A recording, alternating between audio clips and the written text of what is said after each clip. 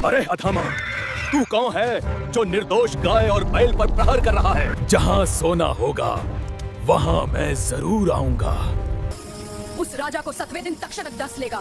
पांडवों के पौत्र राजा परीक्षित अर्जुन के पुत्र अभिमन्यु के बेटे थे।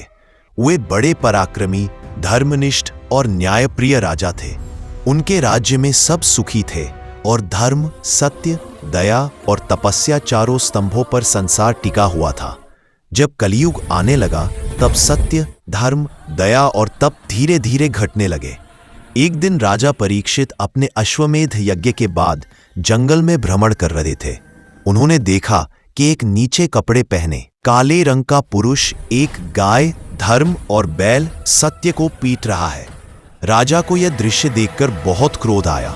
उन्होंने पूछा, अरे अधमा, तू कौन है जो निर्दोष गाय और बैल पर प्रहार कर रहा है? वह व्यक्ति सिर झुकाकर बोला, महाराज, मैं कलयुग हूं। मुझे रहने के लिए कोई स्थान नहीं मिल रहा, इसीलिए मैं यहाँ आया हूं। राजा बोले, तू अधर्म का प्रतीक है, इसलिए तुझे मेरे राज्य में स्थान नहीं मिल सकता। यहां धर्म और न्याय की ही सत्ता है। कलयुग ने विनम्र होकर कहा, महाराज, मुझे रहने के लिए एक जगह दे दीजिए। राजा परीक्षित ने कहा, ठीक है, तुझे 4 जगह देता हूँ जहाँ जुआ होता है, मादीरा होता है, स्त्री का दुराचार होता है और जहां हिंसा और सोना होता है। कलयुग ने धन्यवाद दिया और कहा, जहाँ सोना होगा वहाँ मैं जरूर आऊंगा। राजा परीक्षित ने सोचा कि सोना तो धर्म के कार्यों में भी उपयोग होता है, इसलिए उसे वहां भी थोड़ी छूट दी। लेकिन यह निर्णय आगे उनके लिए भारी पड़ा।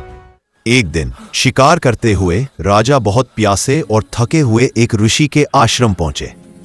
ऋषि तपस्या में लीन थे और मौन व्रत में थे। राजा ने कई बार पानी मांगा पर ऋषि मौन थे, इसलिए कोई उत्तर नहीं दिया। राजा को यह अपमान लगा। उन्होंने क्रोध में आकर एक मरी हुई सांप को ऋषि के गले में डाल दिया और वहां से चले गए। ऋषि के पुत्र श्रृंगी ऋषि ने जब यह देखा तो उन्होंने कहा, राजा को 7वें दिन तक्षक नाग डस लेगा। जिसने मेरे पिता का अपमान किया है उसे 7वें दिन तक्षक नाग डसेगा और उसकी मृत्यु होगी।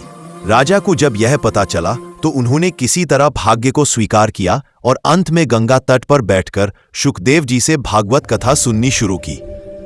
7वें दिन कथा के अंत में जब भगवान की महिमा सुनते हुए राजा समाधि में लीन थे, तभी तक्षक नाग आया और उन्हें डस लिया। राजा परीक्षित ने उसी क्षण शरीर त्याग दिया और मोक्ष प्राप्त किया। कहानी यही खत्म नहीं होती, बल्कि राजा परीक्षित के मोक्ष के बाद कलयुग का फैलाव शुरू होता है। आओ, मैं तुम्हें इसका अगला अध्याय सुनाता हूँ।